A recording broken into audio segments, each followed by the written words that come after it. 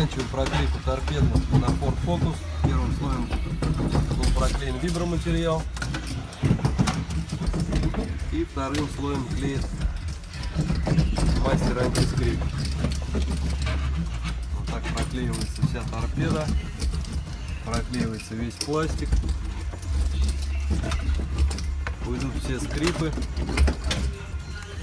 беспокоящие владельца. Все будет комфортно для езды в автомобиле. Доклеиваем и будем собирать торпеду.